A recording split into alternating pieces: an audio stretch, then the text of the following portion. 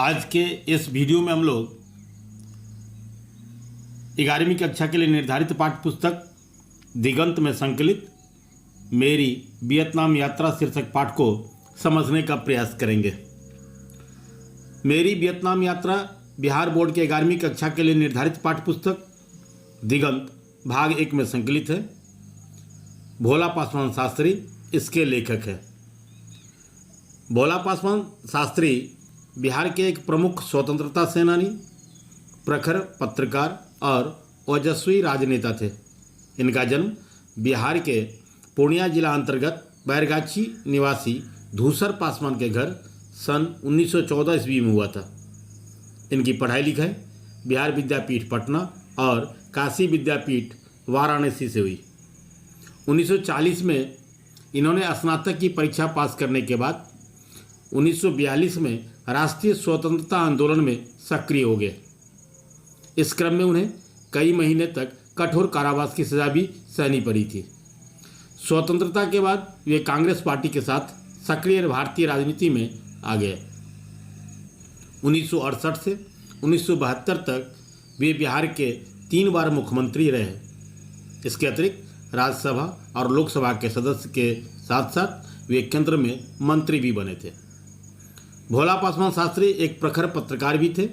पूर्णिया से प्रकाशित हिंदी साप्ताहिक पत्रिका राष्ट्र संदेश के वे संपादक थे। इसके अतिरिक्त पटना से निकलने वाली दैनिक राष्ट्रवाणी तथा कोलकाता के दैनिक पत्र लोकमान्य के संपादक मंडल के सदस्य भी थे। वियतनाम की यात्रा इनकी प्रमुख कृति है। यह पुस्तक 1983 ईस्वी में वाणी प्रकाशन नई दिल्ली से प्रकाशित हुई थी। वे अपनी सादगी, सदाचार और विचारशीलता के लिए सदा याद किए जाते हैं। उन्हें अंतर्राष्ट्रीय राजनीति की गहरी समझ थी।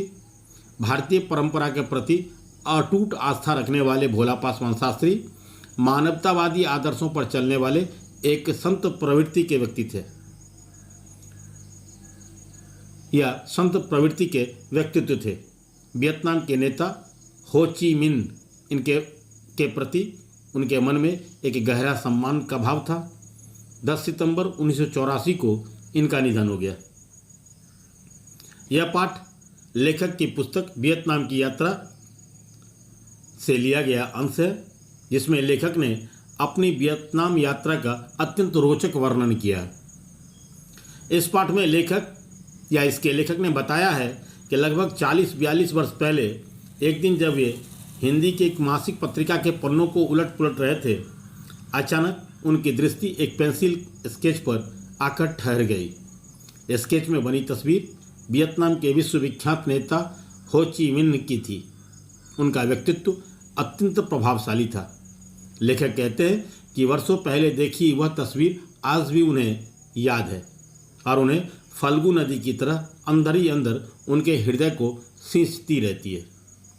लेखक बताते हैं कि जब वे बिहार से दिल्ली आए थे, उन्हें सबसे पहले मॉरिशस जाने का मौका लगा। मॉरिशस जाने का मौका लगते ही वे वहां चले गए बिना समय गवाए। लगभग ऐसा ही कुछ उनके वियतनाम जाने के समय भी हुआ। वे अपने जीवन के करीब 10 दिन वियतनाम में बिताए थे। वे कहते हैं कि एयर इंडिया के बोइंग विमान 707 से वियतनाम की यात्रा पर वे चले थे। वियतनाम यात्रा का पहला पड़ाव बैंकॉक था। बैंकॉक में उन्हें होटल ओरिएंट में ठहराया गया। वहाँ रात्रि विश्राम के पश्चात उनका अगला पड़ाव वियतनाम की राजधानी हनोई था।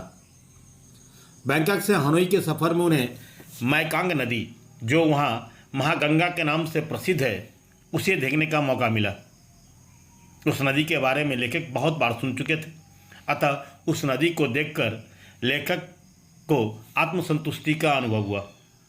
वियतनाम की राजधानी हनोई से पहले एक बार फिर विमान बेंचियन हवाई अड्डा पर रुका। अन्य यात्रियों के साथ साथ लेखक भी विमान से नीचे उतरकर कैंटीन में चावल की बनी पाव रोटी और चाय ली। इसके बाद एक बार फिर उनका विमान अपने गंतव्य के लिए उड़ान भरा। तकरीबन 1.5 घंटे की उड़ान के बाद विमान जियालाम एयरपोर्ट पर लैंड किया। वियतनाम की राजधानी हनोई के सबसे नज़दीक का यही हवाई अड्डा है। वहाँ लेखक के स्वागत की अच्छी खासी व्यवस्था थी। वहाँ वियतनाम के committee of solidarity and friendship with the peoples of all countries के पदाधिकारी और अन्य गणमान्य लोग बड़े ही प्रसन्न भाव से लेखक को गुलदस्ता भेंट कर उनका स्वागत किया। उस हवाई अड्डा से बाहर निकलकर लेखक वहाँ की सरकार के द्वारा भेजी गई गाड़ी से हानोई के लिए रवाना हो गए। इसके साथ स्थानीय एक वरिष्ठ अधिकारी और एक दुभाषी का भी प्रबंध था। सड़क के रास्ते हनोई तक मार्ग के दोनों ओर स्थलों को निहारते हुए वे राजकीय अतिथिशाला के पास पहुँचे। अतिथिशाला से पहले ही मार्ग में दोनों ओर रंग बिरंगे कपड़ों में वियतनामी लोग, जिनमें बच्चे, बूढ़े, जवान, स्त्री सभी अपने अपने हाथों में गुलदस्ता लिए कतारबद्ध खड़े थे। सभी भारत वियतनाम की मित्रता मजबूत हो के नारे लगा रहे थे। इसके बाद लेखक जुलूस के रूप में वहाँ का स्थानीय लोगों के साथ अतिथिशाला पहुँचे। वहाँ उन्हें बिना दूध वाली चाय दी गई। लेखक को वहाँ दी गई बिना दूध वाली चाय अच्छी नहीं लगी। फिर उसके बाद भोजन और थोड़ी देर के बाद आराम करने के बाद वे शाम के 5 बजे वियतनाम पीपुल्स पार्टी के एक वरिष्ठ नेता और एक अन्य दुभाषी के साथ शहर की ओर निकले। शहर को देखते हुए लेखक वेस्ट लेक पहुँचे। लेखक बताते हैं कि वियतनाम की राजधानी हनोई 2 चीज़ों के लिए विशेष तौर पर प्रसिद्ध है। एक तो शहर में 4-5 झील होने के कारण लोग हनोई को झीलों का शहर भी कहते हैं, तथा वहाँ की निजी सवारी साइकिल होने से उसे साइकिलों का शहर भी के नाम से भी जानते हैं। दूसरे दिन लेखक पुनः सुबह ही नित्य क्रिया से निवृत्त होकर घूमने के लिए तैयार हो गए। दूसरे दिन हो ची मिन्ह मसोलियम जाकर लेखक उनके पार्थिव शरीर का दर्शन कर उन्हें श्रद्धांजलि दी। इसके बाद वे उस शाही महल को भी देखने गए जहां फ्रांसीसी गवर्नर जनरल रहते थे। यहाँ से लेखक उस साधारण से दिखने वाले मकान को भी देखने गए जहां हो ची मिन्ह रहते थे।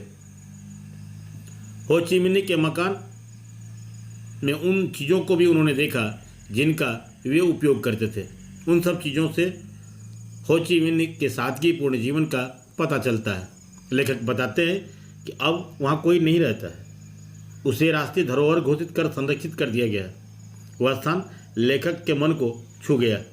कहते हैं कि हो ची मिन्ह वियतनाम के सर्वाधिक लोकप्रिय नेता हैं और उनका मकान वियतनाम की जनता की धरोहर और प्रेरणा स्रोत है। वहाँ के महत्व को वहाँ जाकर ही समझा जा सकता है।